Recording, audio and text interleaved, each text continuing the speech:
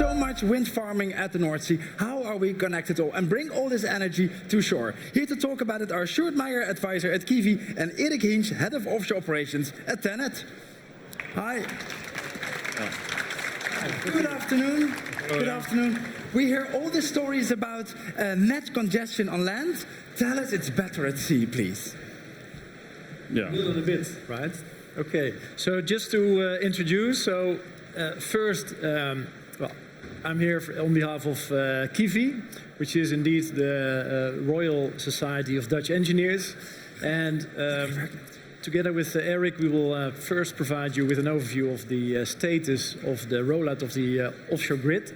And later on, when Erik has finished his part of the speech, then I will link that to the workforce challenge, which of course is huge. The market is facing a shortage of skilled workers, and how to address this. So first, Erik will take the floor. Yeah. So as you may have seen, I'm Erik. I'm not Dick, as it was mentioned on the first slide. I'm replacing him, but I know pretty much what we are doing at TenneT. So I'd like to tell you a bit about it, and then ultimately we're going to make the link towards the people side of our business. So it's not working. There it is. Just very shortly on the steps I would like to go through shortly on TenneT, what we're doing and the rollout plans. Ultimately the growth part in people and competences, which is also the link towards the Royal Institute of Engineers that Sjoerd just mentioned. Good. The challenge, I think we have heard all the targets at this conference. Big numbers, short timelines, steep curves, showing us the numbers of 300 gigawatts by 2050. For us as a TSO, that also brings the challenge of connecting the wind farms and bringing the capacity on the one hand onshore, but also transmitting it, of course, from the offshore wind farms to the shore and then bringing it to the end customers.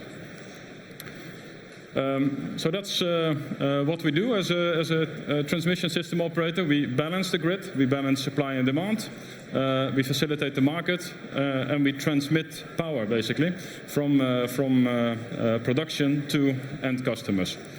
And today, in offshore wind, we have around 19 systems in operation in the Netherlands and in Germany, where TenneT is active, and it's around 35 gigawatts of connected capacity, which is quite a lot, and it will grow, of course, significantly in the coming years.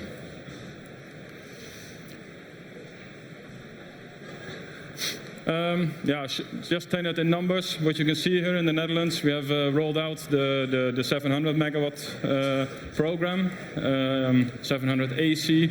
In Germany, you can see the standard being around the 900 megawatt high voltage DC links. Both programs are well, seeing the end of being rolled out, and then that's when the next thing is coming up, and that is a 2 gigawatt standard, which is going to be rolled out in the years to come, where I will say a few words around. Yeah, I mean, the numbers speak for itself. I think it's big numbers, as you see everywhere in the offshore wind industry these days. This is what we do. We connect wind farms to shore, in offshore that is. Of course, we have a role to play in bringing from shore further inland. But in offshore, we basically convert wind power into either a DC or an AC voltage, and then bring that to shore. And the complexity of that is quite massive. But we are in a good I say, momentum of being successful in that. Yeah, so this is the pipeline of projects. I think we're all familiar with that in the Netherlands and also in Germany. TenneT is still operating in both countries. We see the ramp-up plans being similarly challenging in both countries. So the challenge is also combined in the 2 gigawatt program, where we have basically awarded contracts to the market which will supply the needed infrastructure offshore through frame agreements, where we have the possibility to call off for both the Netherlands and the German assets and wind farms that will be built. So that is the 2 gigawatt story I was referring to. That is basically a new standard. Traditionally, we connect wind farms, point to point, from wind farm to shore, maybe bringing a few together. But the demand basically is rising so big, I would say, that a meshed grid will be required at some point to interconnect, on the one hand, countries with one another, but also connecting the various hubs that will be built in the North Sea with one another. And those hubs can actually be also used for ultimately hydrogen, where you can actually combine an electrical hub with the conversion of electricity into gas, and also bringing that to shore from that point. That's all pretty, advanced in the years to come, but that is the idea where also TenneT is investing a lot in making that possible. So that is through the new 2 gigawatt high voltage DC standard, which is a global standard, I would say, and we're also transparent about this. So we are making it available for other transmission system operators to benefit from the designs and everything that has been built in there. So that it is not just a standard for TenneT, it's a standard for the industry, and everybody can use that.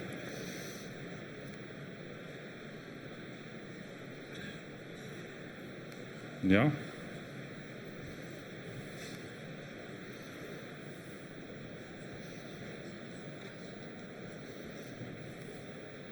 Yeah. So,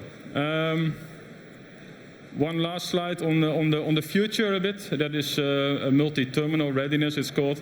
The idea is ultimately that there's a target grid that we have in mind, which has been presented to both the Dutch and German government already, which basically predicts how will the grid look like offshore in 2045. Knowing that all the trends that we see in the industry, electrification of industry, demands of electricity rising, offshore capacity being built, that all translated into a target picture that is there basically to also then build the grid towards, which is rather new. I think we haven't seen that kind of far future look-aheads as the basis for the decisions being made today, at least not on the TenneT side, so to say. Which will be the basis then also for the whole industry to benefit from having that far outlook. So 2045 is what we're aiming for, and here you can see the various steps that are bringing us towards that point. Yeah, this is looking nicely on a picture how that hub structure could look like. So as said, capacity rising, steep curves.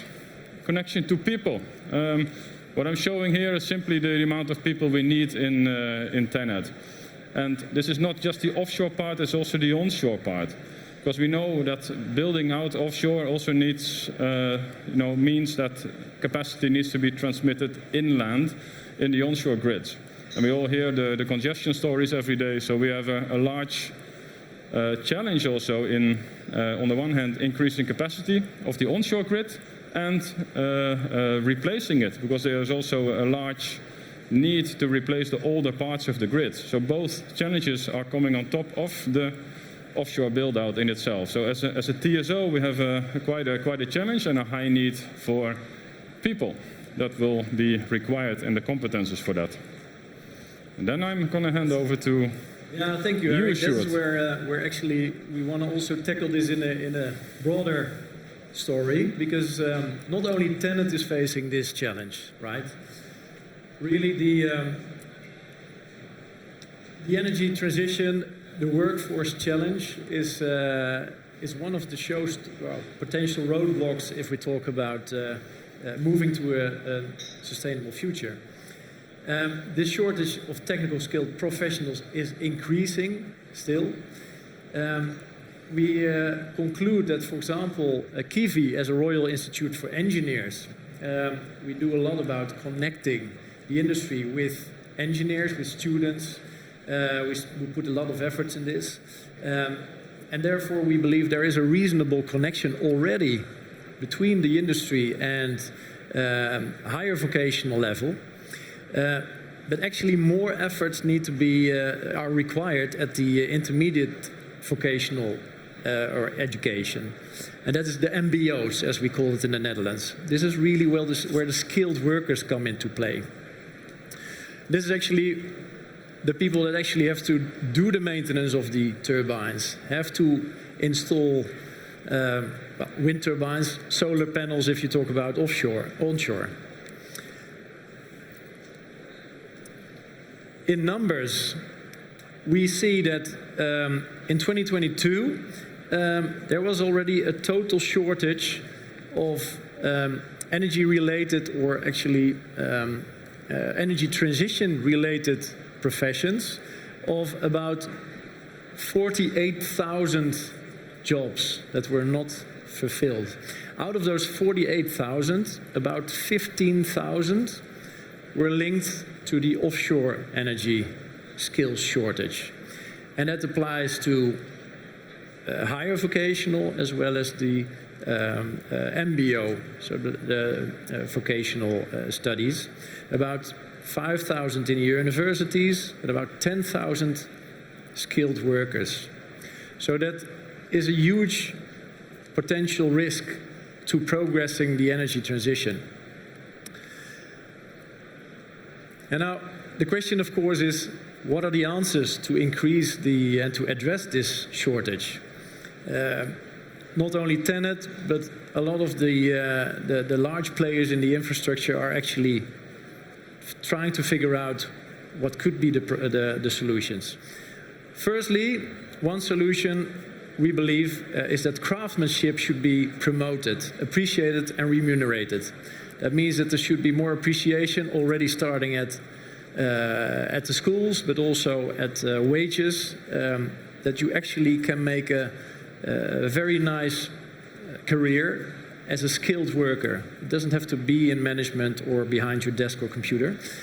Secondly, promote technical professions at primary and secondary schools. That's not only what KIVI is promoting, but also industry-wide. There's now an initiative.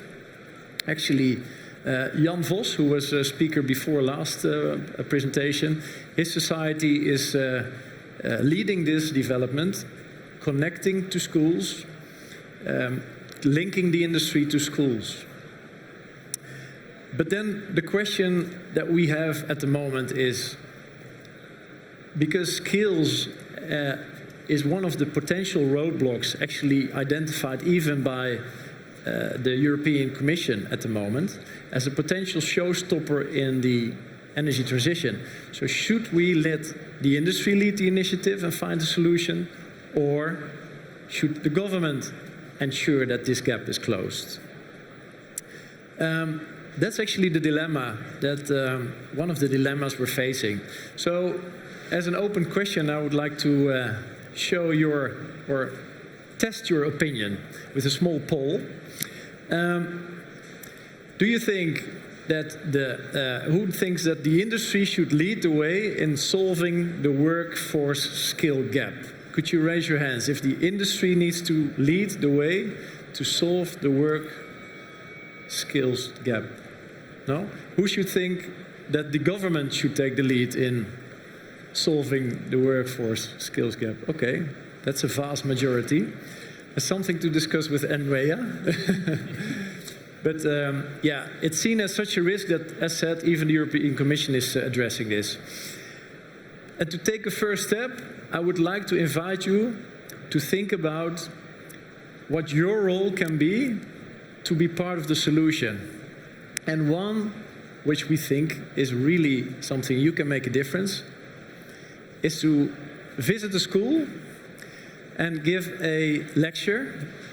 And that can be at the primary school of your son, daughter, nephew, niece. It only has to be half an hour. And it will inspire them and it will get them acquainted with the offshore energy market, because it's so far out of sight that we have to bring it to the schools. So who of you would be open to give a half an hour presentation on a primary or secondary schools? Who would be open to that? Could you raise your hand? Okay, that's not a lot, but at least you would be already ambassadors to solve part of the energy transition roadblock, which is a skill shortage. And it's about educating, informing the future workforce, which is the children. So I would like to invite you to put that effort in. And then Eric will also have his future ambitions filled in, hopefully. Thank you. All right. Tomorrow we're going to discuss with TNO whether we should bring electrons to shore and turn it into hydrogen there via a cable, or do it on site and bring the hydrogen with a pipe to shore. The things you told, is that relevant for that discussion? For the skills discussion, you mean? Yeah. The workforce, but also if it's so hard to build, it's building power lines harder than building pipes, or it's the same story, different? It's all the same, I right? think it's technically it's different, of course, but skills-wise you need similar Okay, well, people. then we haven't solved that No. automatically. No. Everybody have to go to primary schools to give lectures because it's fun. You have to do it. Thank you so much. Can I have applause? Sjoerd and Erik.